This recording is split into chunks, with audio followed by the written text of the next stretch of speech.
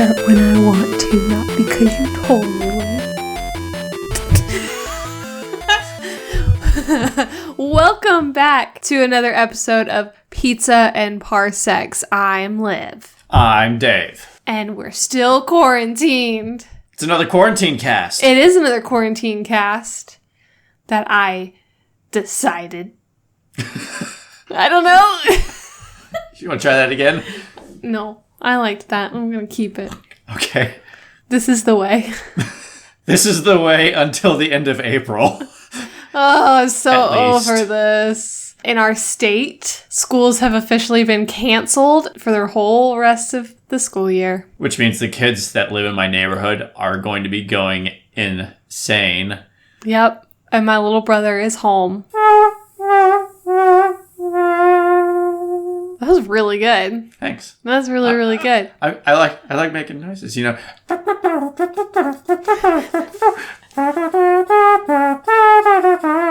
Well, you played the saxophone. I did play the saxophone. So way back in the day. Yeah, you've got some knowledge on the brass instruments. It's technically not a brass instrument, it's a woodwind. Well, it looks brass. I don't know the difference. It's a woodwind because it has a reed to it. Brass, they don't have reeds in brass. Basically, it's just pursing your lips in a specific way, maintaining that embouchure, and making a sound. Gotcha. I taught myself how to play guitar, so that's about the extent of my instrument abilities. Well, no, I could play the cajon. Pretty good at that, too. That's a box drum that you sit on. You're such an indie girl. Yeah, you know. Which coffee shop are you playing at later? None. They're all closed. Quarantine. Oh, I miss my coffee shops. Circa's technically still open. They do curbside, which is nice. Are coffee shops considered an essential business? Yes. Huh. No, probably not. They're just open in Tyrone. They're essential for some people. They're essential for me. I make my coffee at home.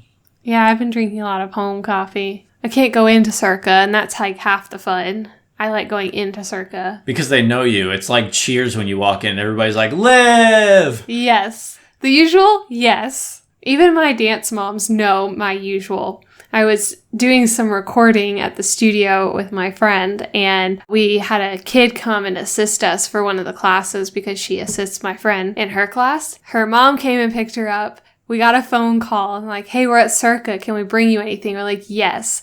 And she asked my friend, hey, what would you like? And she went up and told her, like, I just want a latte. I think she said like a vanilla latte or something like that. Over the phone, I hear this dance mom clearly, does Olivia want her usual? I was like, yes!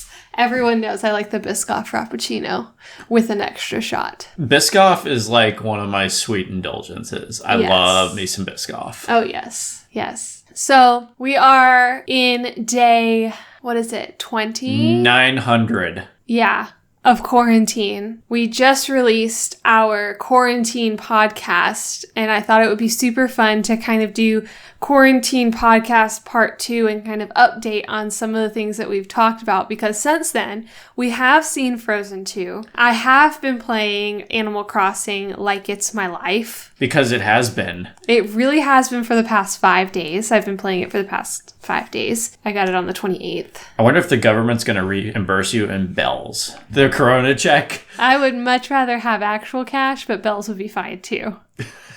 Or rupees. I could save some rupees for the Breath of the Wild 2 that is in pre-production. I cannot wait for. Hey, anything that's going to help me pay for this wedding, I'm a fan of. Yes. So yeah, and since then, you're still reading your Revenge of the Sith, because the last we heard you hadn't started rereading it yet. No. Last time I literally just finished Dark Disciple, yes. And I am probably about 70 pages away from finishing up Revenge of the Sith. It's a long book. It's like 400 pages. Yeah. But it's so good. Yeah. We're going to end up talking about this on our Revenge of the Sith cast. But one of my issues with it is like things happen really abruptly. The character transitions don't really happen in what I would consider a natural way. Okay. Like Anakin's turn, for example. Right. Which Clone Wars helps with that a lot. Yes. And this does a fantastic job, especially with the conversation that he's having with the Emperor. Mm-hmm. When Anakin discovers that Palpatine is Lord Sidious. Right. Like, there's so much more around that. And I'm so happy that I'm reading this because now I'm like, okay, now I can better understand the conflict within Anakin in that moment. Mm-hmm. Which, as we all know, like, he basically the entire reason he turned was so he could save Padme. Right. Like, that's the whole thing behind it. But there's a lot more inner conflict that you get to see leading up to that and during that entire conversation that the two of them have. Very cool. It's very gradual in the way that Anakin is turned against the Jedi Order. Mm-hmm. It just feels so much more organic. That's really cool. I have been really enjoying it so far.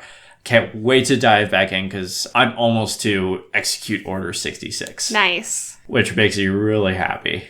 That's awesome. Yeah, and since our first quarantine podcast, I have finished all 6 seasons, and I'm officially on season 7 of Clone Wars. Yes! Just finished season 6. In our last podcast, we talked about how I just finished season 5, so I got all 13 episodes done. I had to share my time with Animal Crossing because Animal Crossing is life right now. And we have a couple of new updates on Mulan and Black Widow. I don't know if you know this. I don't.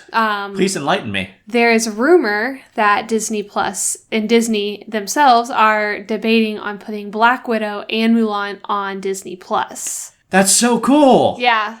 So we are potentially getting the 2 big spring Disney movies still in spring, which is really exciting because those are 2 movies that Disney's putting out right now. We have some really exciting ones coming up in the future, but quarantine is probably not going to affect the release of certain movies. So that's so exciting. Yeah. I know how fired up you were for Mulan. I'm so fired up for Mulan, and I haven't seen it yet, and I cannot wait. I'm just excited. Let's start with Frozen 2 because we have actually watched Frozen 2. Before we dive into Frozen 2, let's talk briefly about your thoughts going into this based on your experience with Frozen Prime.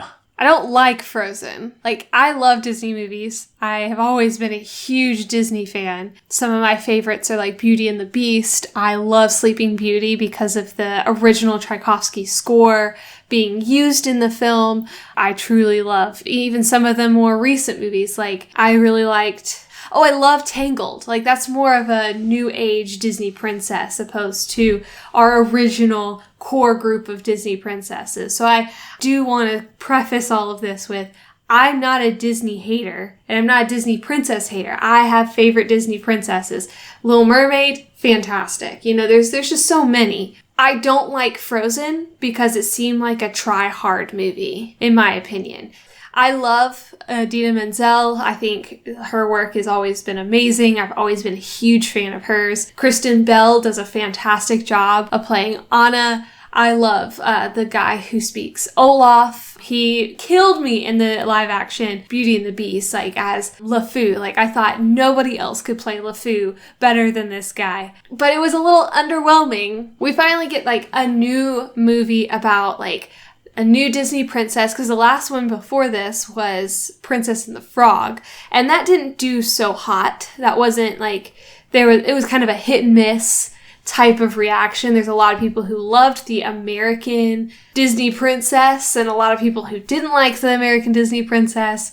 But we finally have this like queen and princess movie that is kind of following along the same lines as every other Disney princess, except the fact that Elsa doesn't get married. Like, this is the first time that we see this princess moving into a queenship that is not getting married into it. There's no love interest for the main character. There's a love interest for the co-main character, but not for necessarily Elsa herself. So I was really kind of fired up for this whole like new concept of Disney princess, and it was super underwhelming. Maybe she opens up a gay bar across the street from an Italian restaurant. Like, probably. Like Batwoman. Like Kate Kane. Most likely. I don't know. There was just this like missing factor for me in Frozen. It had all the right music. It had all the right comedic reliefs. I think my favorite part, and the only part I really will ever watch Frozen for, is when Olaf says winter's a great time to stay in and cuddle, but put me in summer and I'll be a happy snowman. We all know he saved a pause for everyone to be like, he meant puddle. Because puddle rhymes with cuddle. Thanks for walking me through that. And I it's really funny. appreciate that. Oh, it was funny. I thought that's the only part that I actually got a kick out of. And maybe the part where he's like, watch my butt. Also, Let It Go. I'm so sick and tired of that song. Being a dance teacher, that's the song. I heard that song for a solid year. And I was over it. Every single dancer. Let's do Let It Go. Every competition for 6 and under. It's Let It Go for contemporary. It's just maddening. So when Frozen 2 came out, I was underwhelmed. Okay, great. We get another sequel because Disney's already notorious for crappy sequels. Let's be real. Example? Little Mermaid 2, Beauty and the Beast 2, Pocahontas 2, Peter Pan 2, Lion King 2. And a half? No, Lion King 1.5, exception. Fantastic movie. You want a good movie, but you know why it's fantastic? It follows the basic storyline of The Lion King just from Timon and Pumbaa's perspective. It's just the same movie. I can keep going. There are others. Point made. I surrender. This is, and I have to give, some credit, this is one of the first sequels that we've had still had the original cast. A lot of times Disney has these sequels and it's not the same cast and it's not the same artistic design for the movie itself. We look at all these sequels for Beauty and the Beast, for Little Mermaid, for all of these other ones. You can tell that there's a huge difference in the graphics and the cinematic production. This is the first one where we really get, the same quality. So that's my feelings going into Frozen 2. By same quality, you mean the same characters or same animation or? Same animation, same characters. See, I thought they upped their animation game in this. I can agree with the water part because we've had Moana. So I enjoyed Frozen 1. I still like Let It Go. Come at me. Okay, we'll do it to him. All I know is how to do it to him. But that was never a song that got beat over my head. I don't work with children. I don't work in a field where that song would literally be playing on repeat. Right. That was never really an issue for me. You're very lucky. I thought the soundtrack was great. Catchy songs. Unlike you, I did not like Olaf in the first one. Really? Yeah. He's the only reason I made it through Frozen. The only characters that I actually liked in the first Frozen were probably Anna and Elsa. Those were pretty much the only two. I will say that I liked Olaf more than Sven and Kristoff. Yeah. I will say that. Okay. But Anna and Elsa were the two big ones that I liked. In that one, that's really the two that we dive deep into in Frozen. It really does center around Elsa escaping because her powers are now out of control and she's scared of them. And Anna searching for her and then finding this ice guy who was raised by... He was a pretty ice guy. Rock trolls. Pretty ice guy. It took me a second. It's no, pretty ice. Pretty nice guy. That makes total sense. I'm slow. You're really good at walking me through jokes, especially my own jokes. Yeah, I appreciate that. I was walking myself through that one, let's be real. I'm just going to be honest. I was definitely walking myself through it to make sure I got it. Ice one, babe. Thanks. I got that one. So yeah, I can see where those two would be favored character. So when Frozen 2 came along, based on my love of Frozen Prime, I was excited. I was not. I know, and that bummed me out. I'm sorry. I think that was something that, when it came out, you were like, oh, Frozen 2. And I was like, oh, fun. And you got kind of sad, and I felt bad. But yeah, you kind of took the wind out of my sails on the Frozen 2 train until you were the one that actually prompted us to watch Frozen 2. Yeah. Well, I knew that you loved Frozen. We didn't really have any plans for that particular night. I had to pick because you told me I had to pick the evening's activities that evening because you had picked the night before. So I took the easy way out and was like, I'll suggest Frozen 2 because I know you've been wanting to watch it. I was going to watch it without you. I might as well. I've already seen every other sequel, so... Which I was excited about. My general thoughts on it were that I really enjoyed this, and I think I liked it more than the first one. I definitely liked it more than the first one. Because you liked this one I was in general. Yeah, I was pleasantly surprised and actually like really enjoyed watching this one. I tried so hard to give it crap the entire time and failed. I even told you, like, because you're watching this with me, I will do my best to make fun of it with you. And I think we successfully made fun of it for the first 20 minutes, and then I got invested, and then I enjoyed it. And then I hated it because I enjoyed it. I was mad that I actually enjoyed this one. It's fine. Anna was still an idiot the whole time, asking stupid questions. Anna's a dummy. I'll still stand by that. Shut up, Anna. Like, seriously. Ugh, oversensitive and just kind of dumb, but it's okay. I actually felt bad for Kristoff. When he kept trying to propose, she just keeps on going down these tiny little rabbit holes. I mean, he does do a kind of a iffy job on explaining himself. How many people have you proposed to?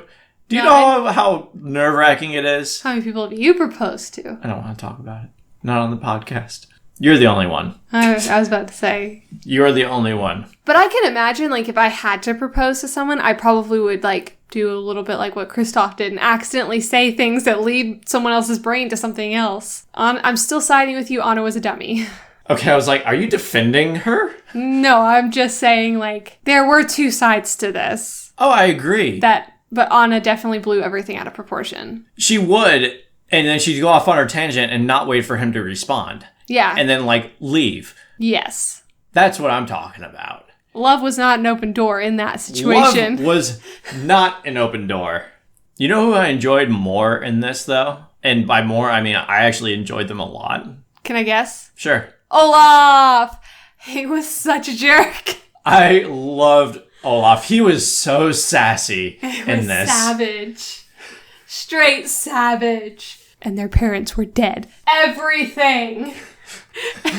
And Elsa cried. It was so good. That was just so funny. Elsa's dead. Olaf's dead. And Anna cries. It was just so good.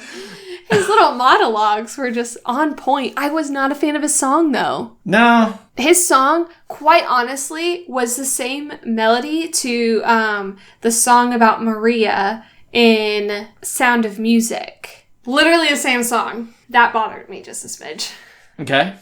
But yeah, I thought he was really funny.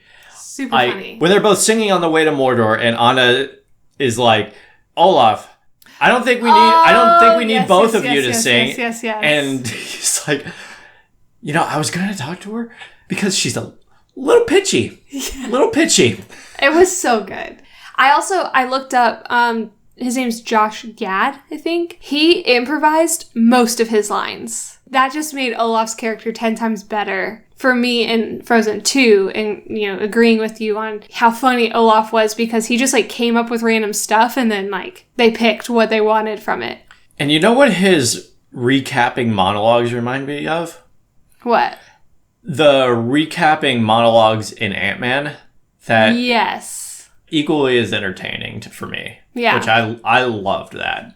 The plot was interesting. Yes. It was a little more engaging, I guess.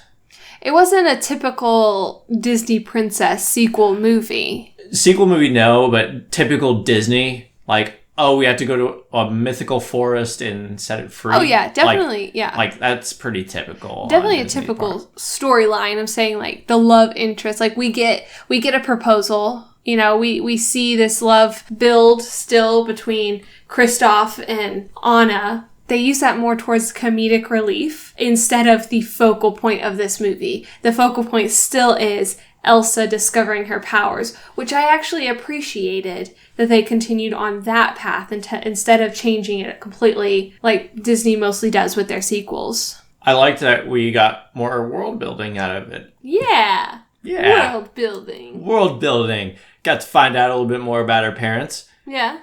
Got to find out they knew Brave. That they knew Brave. Because of the rocks. Found Toothless's little cousin.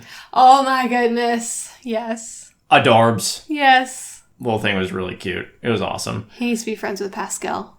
Oh, for sure. But yeah, I want to see a team-up movie. You know how, like, Family Guy has those Brian and Stewie adventures?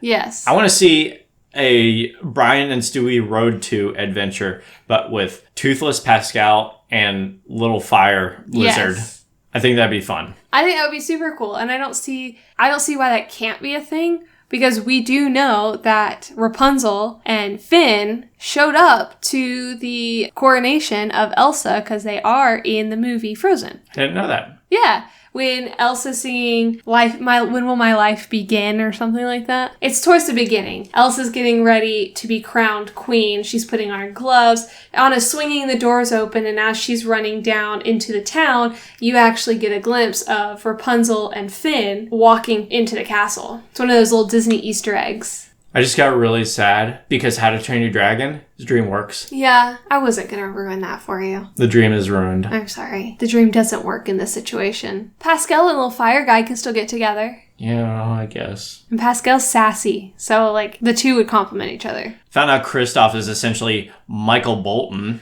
Oh, yeah. That was an exhausting segment. It was funny. For, like, 5 seconds. Yeah, it was just challenging. I enjoyed it the same way that I liked Tiger King. Oh, yeah, we did that, too. We can talk about that. We can't talk about that. Like, it was just one of those, okay, can't get more ridiculous than this. And then it does. And now there's 4 of him singing at the same time. Yes. I find that every musical that I ever see or watch or experience, there's always one song I just can't stand and I have to fast forward. That was the song for me. I feel like if we ever watch Frozen 2 again, that'll be a part we skip. Yes. I enjoyed it for the first 5 to 10 seconds, and then it kept going and kept going and kept going.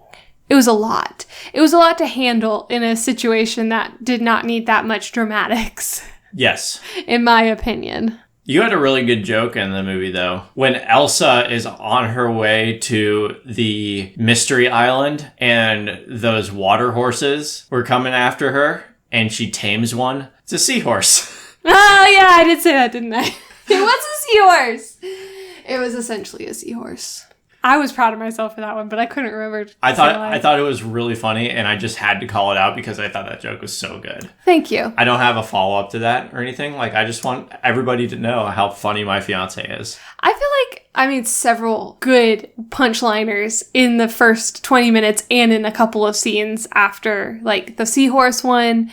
I think there was a few at the beginning that I kind of poked fun at. I feel like I did a good job. Punchliners or one-liners? Both. Or punchlines? No, punchliners. I know what I said. I'm gonna stick to it. Totally lost my ever-loving cool when Elsa was in the Freaky Island, had gone down to the bottom. Yes. Was seeing the past of all these different things, including Frozen 1, heard Let It Go and went, lost my cool. I think I laughed for a solid 10 minutes. We had to pause the movie. I thought that was so funny because that's how I feel about Let It Go. And to hear Idina Menzel have the same reaction through Elsa made me connect to Elsa even more. It's a good song. It was a good song. The first 100 times. Exactly. I do love, I'm jumping ship really quick. I just wanted to point out that I laughed hysterically at that part. Well, I thought it was really funny too. Yeah. I think that entire scene was really cool. Yeah. Like how she was able to kind of navigate the past in her little fortress of solitude, yes. Ice kingdom up there. Yes. What's your tangent? Well, Let It Go was the big song for Frozen, and everyone's, some people still love it. I do not. That's just fine. It's what it is.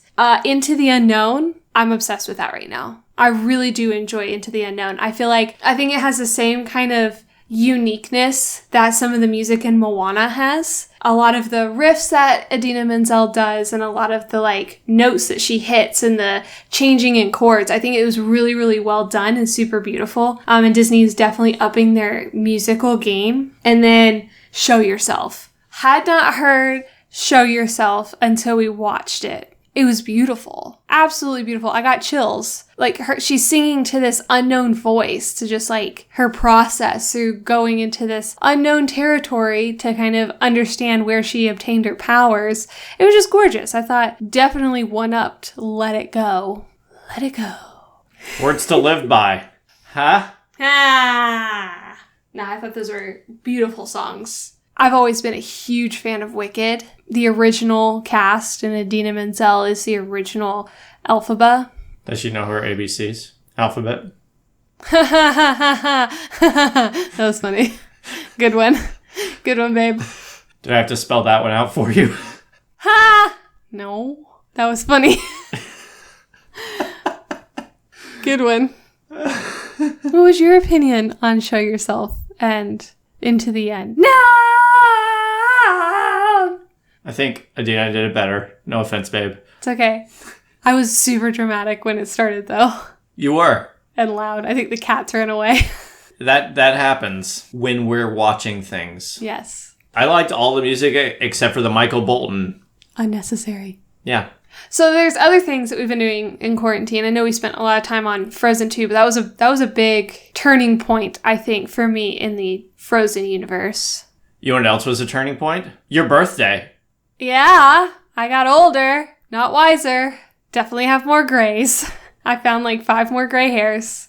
I'm embracing it. Probably going to dye them before the wedding so they're not in our pictures, and then let them free and go white before 30. So you're letting it go? That was good. That was good. I just wanted to be mean and dramatic. That was a good one. That was good. I was trying to think of a Frozen 2 reference, but it's fine. When I'm older, that's what Olaf sings. Or when I'm more mature, I don't remember. Point is, birthday. I got older. I turned 28 on the 28th. My golden birthday was spent in quarantine. It was awesome. I actually greatly enjoyed it. You got some shout outs for that. I did. Thank you for all the shout outs. It was so sweet. I didn't expect that, and it was really cool. Thank you, Twitter friends. All of our podcast Twitter friends. We have internet friends. I'm so excited. You're such a dork. I know. I embrace it. As you should. Yeah. We both embrace our inner dork. Yeah. Let that nerd flag fly. Oh, yeah. Yeah. We show ourselves. Ah! But yeah, that's when you got Animal Crossing. I got Animal Crossing. Which, I'm surprised to be seeing you right now. Like, don't you have animals to cross? No, I don't need to cross any animals. I need to wait for all the rocks to regenerate some iron so I can build the shop. I need 30 pieces of iron. I hate it when that happens. I know. I only have 3 rocks on my island. Each one only produces like 2 pieces of iron, so it's taking me a minute. But yeah, I got Animal Crossing. The game definitely holds up to its hype, not going to lie. I was really excited when they didn't push the production date again, because they did it last year after the Nintendo Direct. They were like, yeah, it's not ready. We're going to have to wait till March, and everyone was hoping it'd come out for the holidays. Definitely patience on this was worth it, 100%. I'm only on day like 5, and it does not disappoint in any way, shape, or form. There's always something to do. There's always new achievements I can achieve. Yeah, it's really good. I don't know what. I'm really dumb. Different achievements I can achieve. Yeah, basically.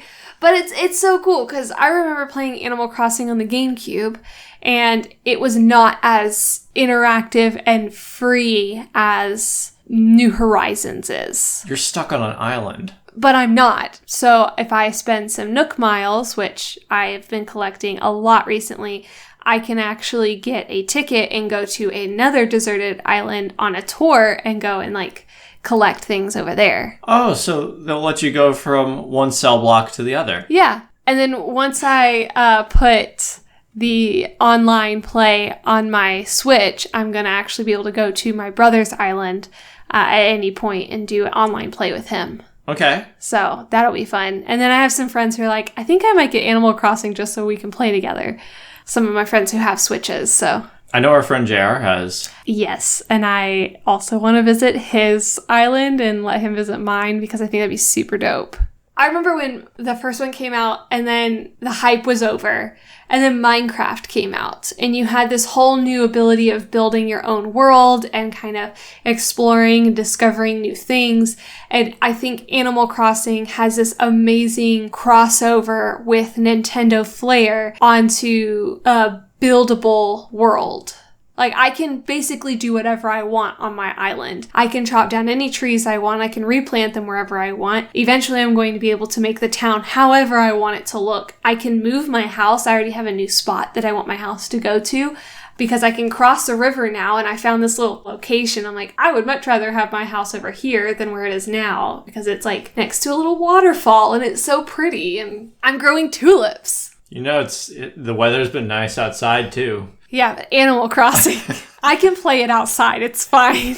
No, but on top of that, like, there's still the adventure aspect to it of gathering things for other members on the island, going and meeting new people on these little extra tourist islands, and be like, hey, come stay at my island, building this community up. It's a really cool game. I love Animal Crossing. It's the best. I'm glad it makes you so happy. It does. Anyway, I know there's a lot of people out there who don't understand the hype of Animal Crossing because it is perceived as this game where you have to kind of wait for things to regenerate because once you hit the rock so many times, you can't hit the rock again until either the next day or several hours later, but it's ever changing and it doesn't match the weather outside, but it matches the time of day that you play. If you're playing at 10 o'clock at night, it's dark. They're shooting stars. There are only nocturnal bugs out. But if you're playing at like noon, there's daytime bugs. Like there's, specific butterflies. If you're playing in April, you're going to see like all my trees turn to cherry blossoms. Beautiful pink flowery trees because it's springtime now and we have April. Yesterday all my trees were green and had peaches on them or just green, and now I have green with peaches and pink ones. Like it's just super cool. And in the wintertime it'll snow, and it was raining yesterday in my game, and it's a fun game, especially when you have to stay indoors and be quarantined. I can talk to my friends on there. It's fine. My buddy Axel, he's an elephant. Okay. But that's not the only game we've been playing. We've been playing Jedi Academy. I'm bad at it. You can agree. You're not bad at it. I died 20,000 times in the first level we played. We both had to get used to it again. This is true. Because it's been how long since we played Jedi Academy? Like a decade? It's been a long time since no, probably even before that. Like 15 years? I was about to say, yeah, Jedi Academy came out before I was in high school. I was still homeschooled when Jedi Academy was out. It's probably been like 15 years. Yeah. Getting used to all those things again. Like, I don't think you were bad. It was funny watching you die so many times. I will say that. We are in the process of discovering different ways to die. Screen share. Oh, that too. Our video game playing, because it becomes extremely humorous after about death 5 or 6 for me. I get a little flustered and start making weird faces and growling, and yes. But we have been playing Jedi Academy and it's been very fun. And if you have any suggestions for game capture systems for Switch or PS4 or anything, any console, hit us up. Let us know. Or not. But yeah, so we've been having a lot of fun with that. Yes. Trying to figure out a way that we can get a stream or screen capture set up for it and posted it out to our YouTube. Yes. Speaking of videos, we found a dance that we're going to do. Yes, we have. Which I have been practicing for like an hour a day. Nice. So far, which is nowhere near adequate for me. We'll take our time. It'll be out eventually. I can pick up choreography pretty quickly. The whole thing's like 50 seconds. Yeah. If that. I am giving myself like 45 minutes and I'll probably have it. No. I'm 2 hours right now, and I know maybe half. Well, and not like a smooth half either. Yeah. It's like I know it in my head and I can do it, but I need to like polish it. Yeah. So we'll have this video out for us. We're going to give both of us some time. You were just going to say, we're going to give Dave some extra time. No, I was going to say, both of us some time. But it's my job to pick up choreography. And a lot of times it's my job to pick up choreography from a video. So it's going to be easier for me because I can learn from a video fairly quickly. Watch it once, know how to do it. I'm fully aware. Yeah. There's only like one movement I have to worry about in my sport. Moving forward. Pretty much, yeah. At a brisk pace. A little more complicated than that, but yeah pretty much. I can't run, so it's fine. I got the dance down. You can have the running. That's fine. Clone Wars! Do you want to talk about Clone Wars? Yeah, I want to talk about Clone Wars. I have a change of heart on all things except for Phantom Menace. What? Yeah, I think watching Clone Wars has really opened my eyes to Attack of the Clones and Revenge of the Sith. Still hate Phantom Menace. Does not exist. Not a name. But I have a new respect for Attack of the Clones into Revenge of the Sith. Now seeing the 6 seasons of Clone Wars, those were the original 6 seasons. Now we have this final season that's attached to it that was probably supposed to be put out at some point, but they didn't. But these are the ones that came out on television. These are those 6 that you started with that are not new. Yes. So season 7 actually had rough cuts available and out there that people actually saw. Okay. So season 6 ended in 2014. Okay. After that, they did release a rough cut of season 7. And there's a rough cut of the first few episodes out there. I can't remember if it's the entire season. Okay. Or it might be half the season that there was a rough cut. And by rough cut, I mean, it was a really rough cut. I'll show it to you later. Okay, cool. So they had all of those stories planned out. Okay. Several years ago. Okay. They did end up changing some things specifically. And as you're watching season 7, I will walk you through those because I think it's really cool, the changes that they made. Yeah. But yeah, I love season 7. I'm just so glad that we get to finally have the closure to the series that leads into Revenge of the Sith directly. Yeah. And Siege of Mandalore, that's going to be so cool. Yeah. And I think it definitely has opened my eyes a little bit because, like I said in our podcasts about Attack of the Clones and even Phantom Menace, one of the things that I was missing from so much of the prequel series is I feel like they lead us to a point and they don't complete that point. They don't put the period down on it, or there's no full circle moment that kind of connects me from one episode to the next episode and into the third episode. Still hate Phantom Menace. Never gonna change that. Darth Maul's still dope. Even more dope in Clone Wars than in Phantom Menace. Maul's arc in Clone Wars. Dope. Yes, in a word. Just overall, super sick. I do respect Attack of the Clones' transition into Revenge of the Sith more. Are they my favorites? Absolutely not. Are they ones that I would probably sit down and pick first to watch? No, I will still pick 4, 5, and 6 over any of the other movies, hands down, every single time. But it gives me a greater appreciation to the transition of Anakin, the transition of Yoda, the transition of Palpatine, like all of these character transitions that we don't get between Attack of the Clones and Revenge of the Sith, we now have. And now that I'm at the tail end of it and I'm about to walk into the newness that is season 7, I appreciate that. And I'm actually looking forward to watching Revenge of the Sith with all of this new knowledge. It's going to be really exciting. It's also really cool. You mentioned the transition of some of the characters, but also the environment, the Jedi Council. Yeah. Everything that changed in the Council, the collective mindset of them. The war, obviously, is another big thing. How people view the Jedi. Yeah. And the Jedi Council. This distrust that Palpatine kind of set in motion where the people no longer view the Jedi in a reverent light. Right. And then there's the politics, of course, like Palpatine setting himself up to basically become a dictator. And it kind of put in perspective how the Rebel Alliance had to be formed.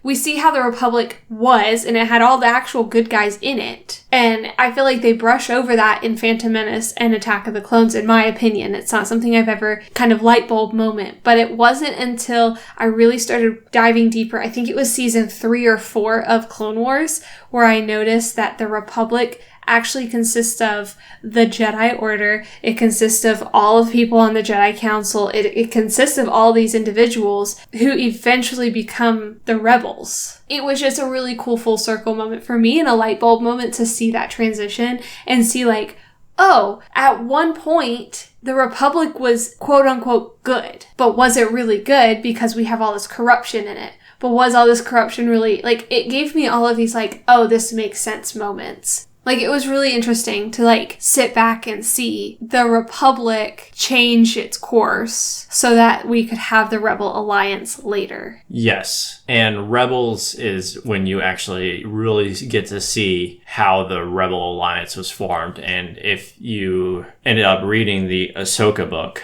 you'll also get to see some of that as well. Cool. Yeah, and I hope to continue diving deeper into this. I know Rebels is one I might take a small Star Wars break and hop into. I've been watching some clips of House. I used to watch I watched like the first season or so, and I haven't finished it, and I know it's on Hulu, so I kind of want to watch House. I think it's on Hulu. I kind of want to watch House just because Grey's Anatomy season is coming to an end early. Instead of doing 25 episodes, they're only doing 22 episodes. They couldn't film the last couple episodes because of the pandemic. So I'm going to be out a couple weeks with my med drama. So I'm like, well, let's watch House. So first of all, thrilled to hear that. Yeah. I've always liked House. I own all the seasons. Oh, well, let's just watch you can just borrow them, or we can watch them together. I will watch House anytime, any day.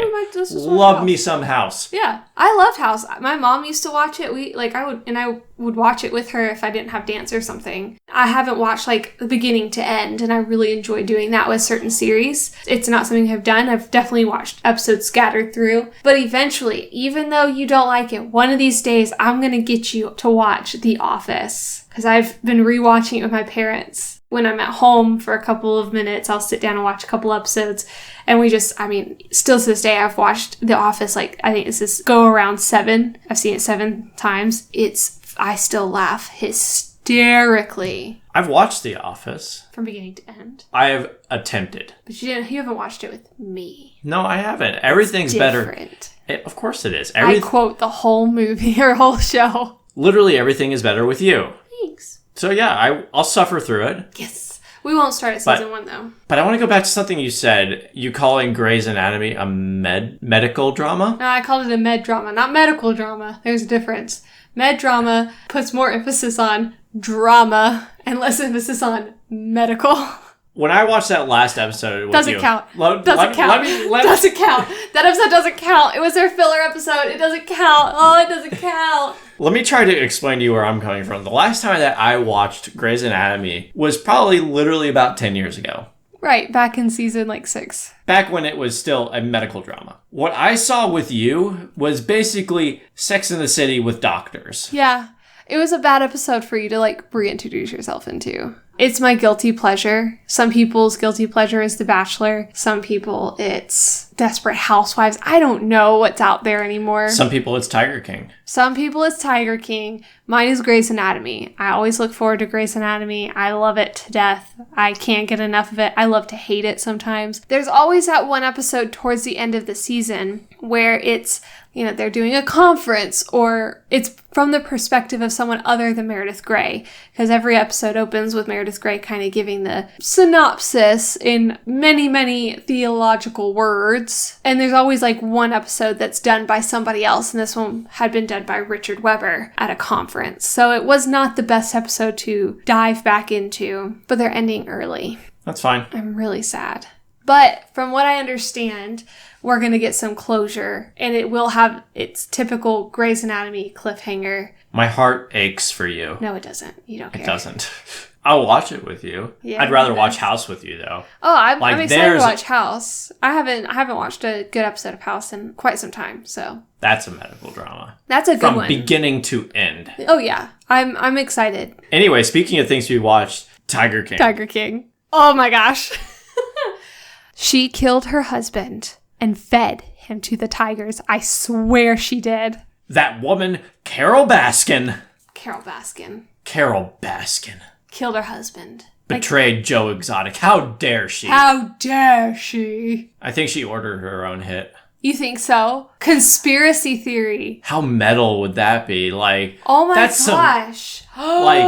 She was just trying to get Joe Exotic out the way. So do you think she was talking to Jeff? I think that's his name. Yeah. Was in it with Jeff, because he didn't get arrested. For whatever reason.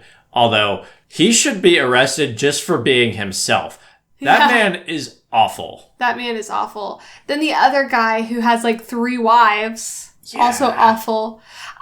I sit here and I think one of the things that I sat back and like recognized with the Tiger King was none of them were good for the tigers. There was not a likable protagonist in the bunch. No, they were all awful. The only likable protagonist, the tigers. The tigers. And maybe some of Joe Exotic's employees. I did enjoy their storylines. 2 of his employees I liked. I liked 3 of them at the beginning. Then that went down to 2. Didn't like anyone except for Seth, the female who lost her arm. Yes. And then the other guy who ended up doing like race cars and stuff at the end. Yeah, the guy that actually had to buy a suit to go to the trial. Yes. He ain't got no legs, Lieutenant Dan. He ain't got no legs. Yeah, the dude who didn't have legs. Which I expected, because at the first episode, we are hinted with an employee has lost a limb. Or not an employee, but somebody has lost a limb. And then we see this dude with no legs. I'm like, Tiger totally bit his legs off. And that was not the case. And what was remarkable is I didn't even notice that Seth was missing part of her arm until they went through that story. Exactly. And I think the reason that was because I thought that the dude with no legs was the one who lost from the tiger. And I was actually talking to my friend who also has now finished The Tiger King. She said her husband did not notice the missing arm, but she noticed it right away in the first episode. She was like, yeah, I noticed it. She was like, I saw that she didn't have an arm. So it was visible in the first episode, but they were pulling our focus so far away from that with other things that I didn't even, like, it was not there. It was a kaleidoscope of trash.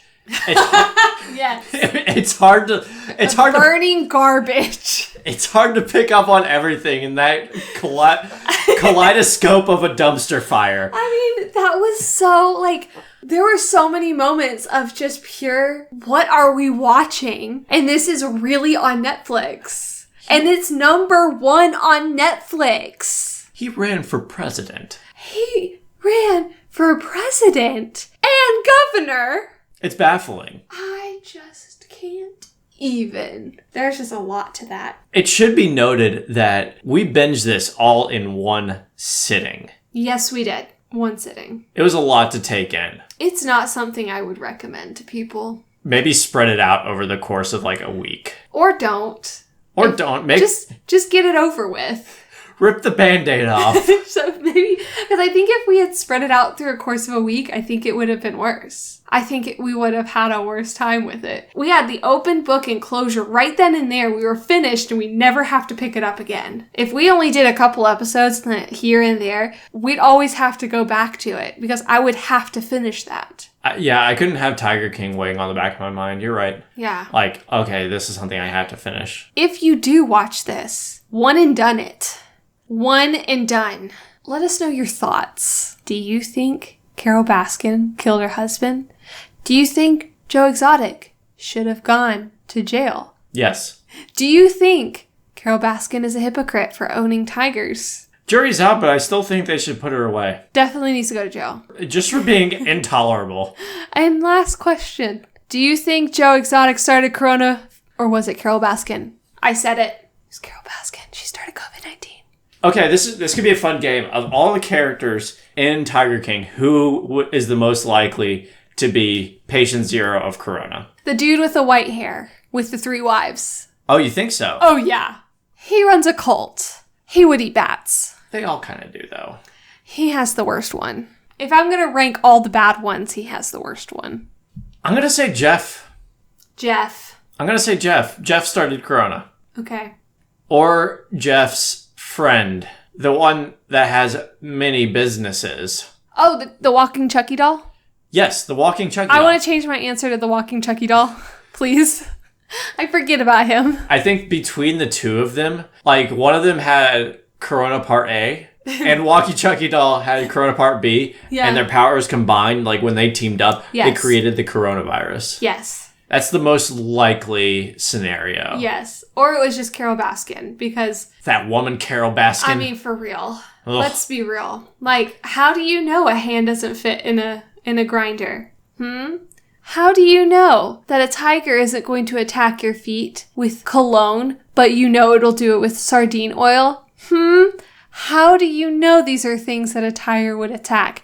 Well, I know the things that my cats would attack. And you put catnip on something, they're going to go nuts over it. You put it on their toys so they'll play with it. Just saying. She was a little too uppity and passive about these statements she made and says, I didn't kill my husband. She killed her husband and started the corona. China didn't start the corona. It was Carol Baskin because she fed her husband to the tigers at Big Cat Rescue. I just came up that was on the spot. That was so good. Ah! Okay. Tiger King. Heaping amount of garbage. Heaping. It was entertaining, though. It most certainly was. Like, after every episode, I thought to myself, okay, surely it can't get worse. And it did. And then it gets worse by a magnitude of, like, 10. Yes. So stick with it, folks. Just rip it off like a Band-Aid. Get through, what is it? I think it's 7. No, it's like 6 episodes, 7 episodes. It's a 6-hour sit down. Each episode's like 45 minutes, so I think it's like 8 episodes. Okay. It's less than 10 episodes. You can do it. You got it. But now all the memes make sense. I saw a Lisa Frank meme where it's like if Lisa Frank was a real person and it was Joe Exotic in his like sparkly outfit with the tiger. I was like, oh my gosh, this is everything. Do you know how many Joe Exotic costumes we're going to see at Dragon Con? That's a great idea. Can I go as Carol Baskin? Can I go as her dead husband? Yeah. No, just go as the tiger. With like a husband's foot hanging out. And I'll wear a sign, didn't kill my husband, didn't start corona. That would be funny. At any rate, you want to wrap this up? Yeah, that's pretty much all we've been doing for our COVID-19 quarantine. It's late and I'm 85 on the inside, so we're going to bring this to a close now. Thank you guys for joining us for another quarantine cast with Pizza and Parsecs. I'm Dave. I'm Pizza. And I'm Parsecs. And you can check out our show on bit.ly/pizza and Parsecs pod or on your podcasting platform of choice. If you like what you hear, head on over to iTunes and leave us a rate and review. We'd really appreciate it. You can also check us out on our socials at Pizza and Parsecs, where we would absolutely love to hear from you. We love making internet friends. Yeah, be our internet friend. Everyone's welcome. We're a very open community. Thanks again, guys. I'm such a dork. I sound like a little dweeb. We're a little community. Bye. I was like, are you going to say bye or are you just going to keep going? Yeah, that's why I was like, I'm just going to be as much. Bye.